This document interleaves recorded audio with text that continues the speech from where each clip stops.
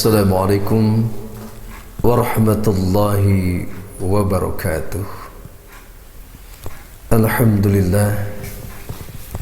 Alhamdulillahi rabbil alamin, wal aqibatu lil muttaqin. Asyhadu an la ilaha illallah wahdahu la syarika lah, wa asyhadu anna Muhammadan abduhu wa rasuluh. Allahumma salli wa sallim wa barik ala Sayyidina Muhammadin wa ala alihi wa sahbihi ajma'in. Amma ba'du. Faqad qala Allah Ta'ala fil Qur'anil Karim: A'udzu billahi minasy syaithanir rajim. Bismillahirrahmanirrahim. Ya ayyuhan nasu qad ja'akumur rasul qad ja'akumur rasul bil haqqi min rabbikum fa'aminu khairan lakum wa in takfuru fa inna lillahi ma fis samawati wal ard wa kana Allahu aliman hakima. Sadaqallahul azim.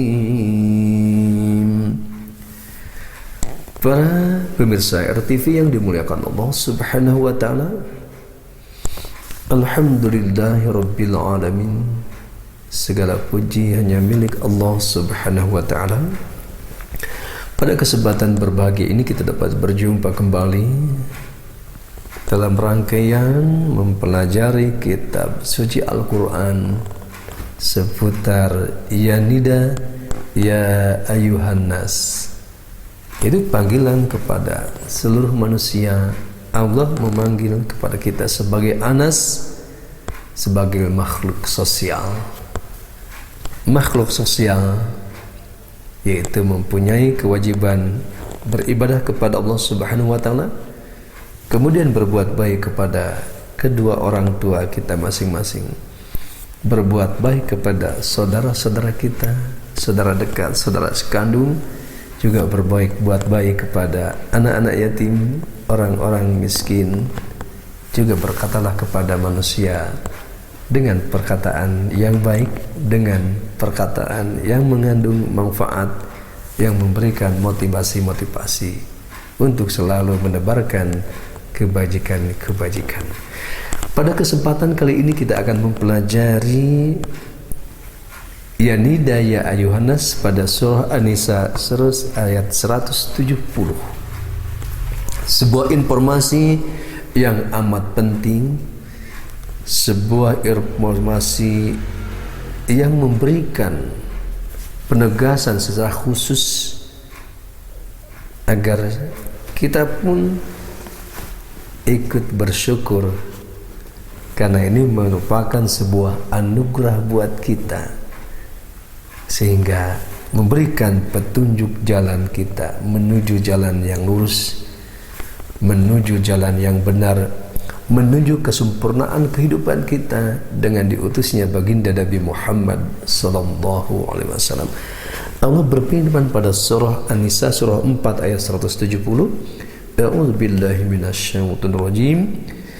Ya ayyuhan nasu qad ja'akumur rasul.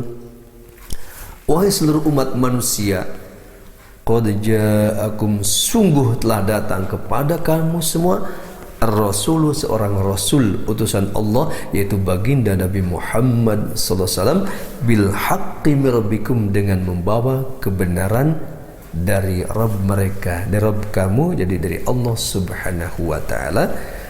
Fa aminu, maka berimanlah kamu semua, khairul lakum, itu merupakan sebuah kebaikan bagi kamu. Pada ayat ini memberikan informasi sekaligus memberikan penegasan bahwa telah datang kepada kamu semua, telah datang kepada kita itu seorang Rasul, itu baginda Nabi Muhammad sallallahu alaihi wasallam, dengan membawa kebenaran ya dari Tuhan kamu, dari Allah, yaitu melalui kitab suci Al-Quran, juga melalui syariatnya, melalui bimbingannya, melalui tuntunannya. 1400 tahun yang lalu baginda Nabi Muhammad SAW hadir di tengah-tengah masyarakat jahiliyah. Kemudian beliau melakukan penelitian, melihat kondisi masyarakat saat itu dalam keadaan jahiliyah, rusak keimanannya, rusak akidahnya, rusak pola pikirnya, rusak karakteristiknya, buruk akhlaknya, juga berkembang, yaitu kehidupan sosial yang sangat bertentangan dengan rohaninya, yaitu mereka menyembah berhala yang dibuat mereka sendiri. Kemudian sistem ribawi, judi, khamr, minum-minuman, termasuk prostitusi ketika itu mencapai puncaknya.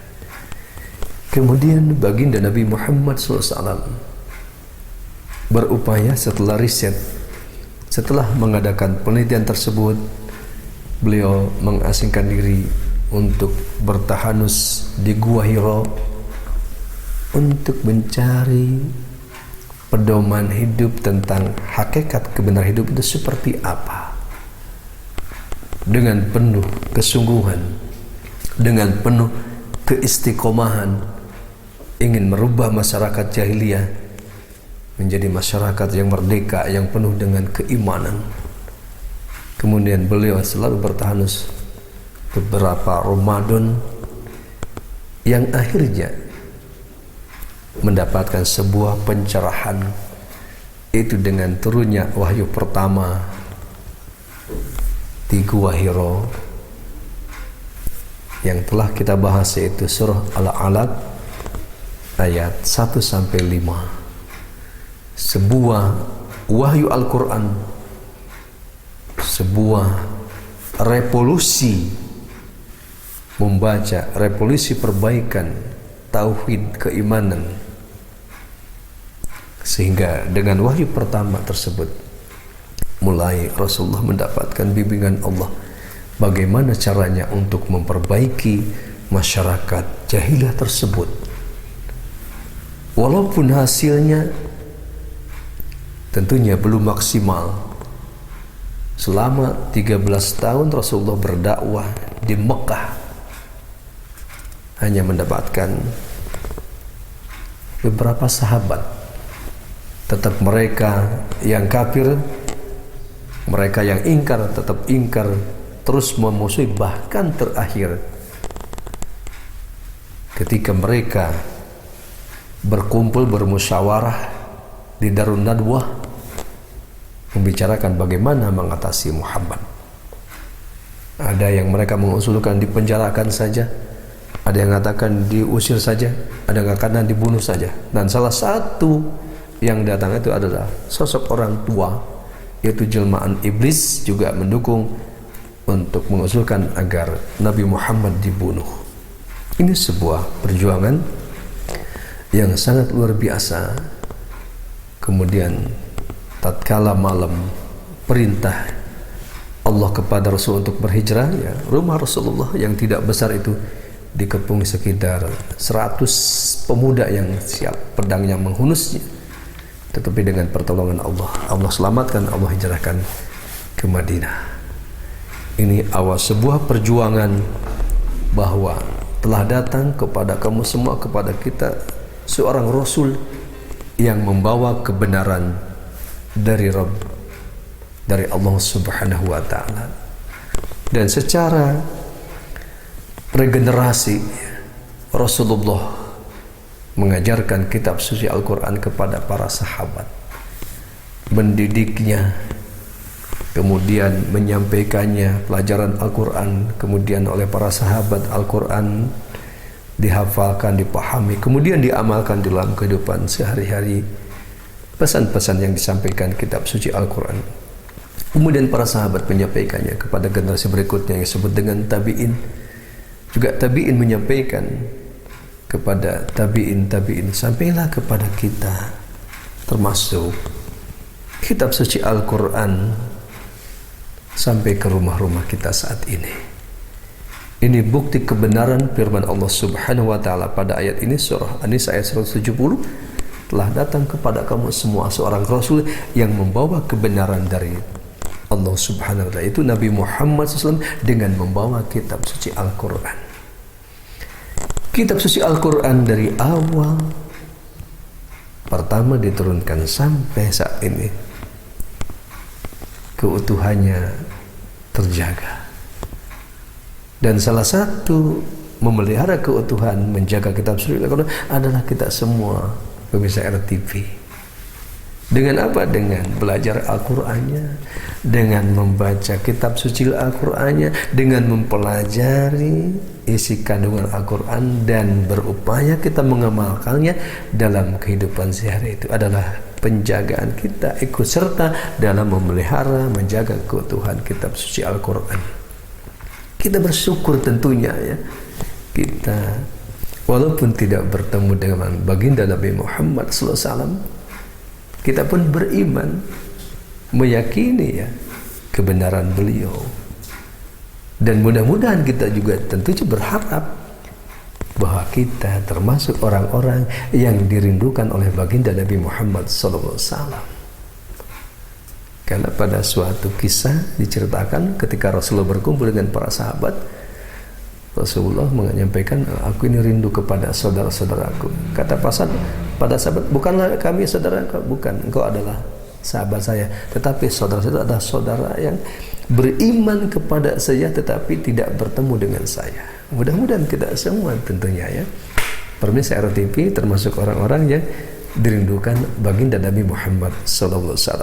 Nah, bukti kebenaran baginda Nabi Muhammad SAW adalah kitab suci Al-Quran ini. Beliau adalah sosok Nabi dan Rasul yang sangat istimewa, yang sangat luar biasa,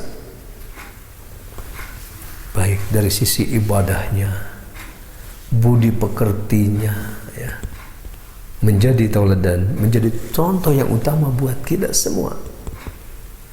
Tentunya kita pun sebagai yang mengaku sebagai umatnya, sebagai pengikut baginda Nabi Muhammad SAW, satu sisi di samping kita mempelajari kitab suci Al-Quran, kita pun tentu pelajari sejarah hidup beliau, sejarah hidup baginda Nabi Muhammad SAW. Tentunya banyak sekali buku-buku yang sudah beredar terkait sirah nabawiyah, terkait sejarah baginda Nabi Muhammad SAW. Salah satunya adalah ada buku kelengkapan ya, sejarah Nabi Muhammad SAW yang ditulis oleh Kiai Haji Munawwar Khalil ya, itu terdiri dari 3 jilid yang cukup tebal-tebal yang diterbitkan Gema Insan Literasi. Itu juga bisa dirujuk buat kita untuk mempelajari sejarah baginda Nabi Muhammad SAW mulai dari awal kelahirannya ya sampai beliau dipanggil Allah Subhanahu wa Ta'ala. Juga ada judul lagi yaitu Hayatul Muhammad ya, yaitu kehidupan Nabi Muhammad SAW yang diterjemahkan oleh guru kita yaitu Kiai Haji Ali Audah. Itu juga bisa dirujuk untuk kita mengenal sosok baginda Nabi Muhammad SAW,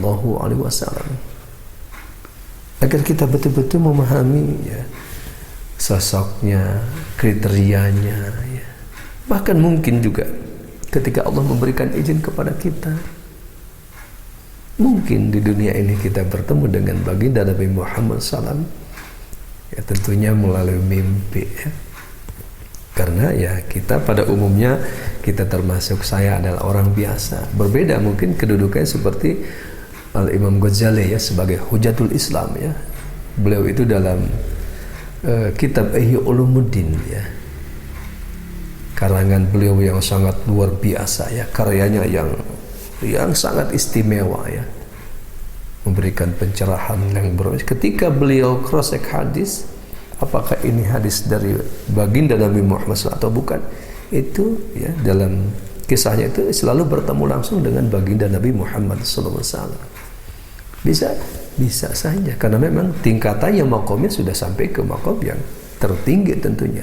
Nah buat kita beruntung kalau ya Allah memberikan izin kita bertemu dengan baginda Nabi Muhammad SAW, yaitu melalui mimpi tentunya. Apalagi punya uang ya, punya uang banyak, itu udah dipastikan selalu bertemu dengan Rasulullah itu melalui apa? Ibadah haji umroh. Ya, kita bisa berziarah ke makam Rasulullah SAW. Itu bahasanya itu langsung kita juga bertemu dengan baginda Nabi Muhammad SAW. Untuk apa? Untuk kita mempelajari ya, kisah beliau ya, tata cara ibadahnya, budi pekertinya yang sangat mulia, kedermawanannya ya, kebersihan hatinya yang perlu kita contoh tentunya ya, karena beliau ada sosok manusia yang paling sempurna. Para pemirsa, RTP yang dimakan Allah Subhanahu wa taala, melalui ayat ini betul-betul ya dengan mengutarakan kata qad, ya sungguh ya telah datang kepada kamu seorang rasul ya, baginda Nabi Musa, dengan membawa kebenaran, yaitu membawa kitab suci Al-Quran. Sekarang Qurannya sudah sampai kepada kita. Nah, kewajiban kita tentunya agar mengenali baginda Nabi Muhammad SAW dengan mempelajari kitab suci Al-Quran, dengan mempelajari sejarah hidup beliau, juga itu tentunya lebih bagus buat kita semua, sehingga betul-betul kita dekat dengan baginda Nabi Muhammad SAW. Bahkan Allah Subhanahu wa taala juga memerintahkan kepada kita semua ya, agar kita berselawat kepada baginda. Mungkin dengan selawat yang pendek ya, sallallahu ala Muhammad, atau yang agak panjang, Allahumma sholli ala sayyidina Muhammad wa ala sayyidina Muhammad. Kita berulang kali ya, setiap hari ya, habis sholatnya. Mungkin kita juga dimanapun ya, di kendaraan, di mobil, di motor, kita juga bisa bersalawat kepada baginda Nabi Muhammad SAW. Ini bentuk syukur kita, karena dengan mengenal ajaran beliau kita tentu mendapatkan kehidupan yang lebih layak ya, itu dengan menjalani syariatnya, dengan menunaikan ibadah sholatnya, dengan menunaikan syariat-syariat yang lain yang beliau bawa kepada kita ya. Itu merupakan sebuah anugerah bagi kita semua, bukan menjadi sebuah beban, tetapi menjadi anugerah. Termasuk ibadah sholat 5 waktu dan sholat-sholat sunnah yang beliau contohkan kepada kita, itu merupakan anugerah buat kita. Kenapa? Karena umumnya manusia itu menginginkan sebuah kehidupan yang penuh dengan ketenangan, penuh dengan ketentraman. Nah, salah satu untuk mencapai hidup yang tenang, yang hidup tentram, itu adalah dengan melaksanakan ibadah sholat. Hal ini juga didukung sebuah riwayat ya, baginda Nabi Muhammad SAW menyampaikan kepada kita, zu'ilat qurratu aini bis sholat, aku mencapai puncak ketenangan jiwaku, yaitu dengan melaksanakan ibadah sholat. Sholat adalah anugerah, Al-Quran adalah anugerah yang patut kita syukuri. Sehingga ayat ini menjelaskan, fa'aminu khairlakum, dan apabila engkau beriman ya, maka itu merupakan kebaikan yang sangat luar biasa. Wa in takfuru, dan jika kamu mengingkari terhadap kehadiran Nabi Muhammad SAW, jika kamu mengingkari terhadap yang dibawa oleh Nabi Muhammad SAW, itu kitab suci Al-Quran, tidak sedikit pun merugikan Allah. Kenapa? Fa inna lillahi ma fis samawati wal ardh. Maka sesungguhnya milik Allah, kepunyaan Allah apa-apa yang ada di langit dan di bumi. Wa kana Allahu aliman hakim, dan sesungguhnya dan Allah Maha mengetahui dan Maha bijaksana. Dalam konteks ayat ini memberikan satu sisi penegasan ya, buat kita juga menjadi sebuah motivasi ya, melalui ayat ini, bahwa baginda Nabi Muhammad SAW merupakan seorang Nabi dan Rasul terakhir yang Allah utus untuk memperbaiki kehidupan dunia ini menuju kehidupan akhirat. Walaupun tentunya saat ini keadaan kondisi manusia memang banyak yang tidak beriman, banyak yang ingkar, tetapi pastikan kita sahabat RTV yang dimuliakan Allah Subhanahu wa taala termasuk orang yang beriman kepada Allah, beriman kepada baginda Nabi Muhammad SAW, juga beriman kepada yang dibawa oleh baginda Nabi Muhammad SAW, yaitu kitab suci Al-Quran. Ini sebuah anugerah.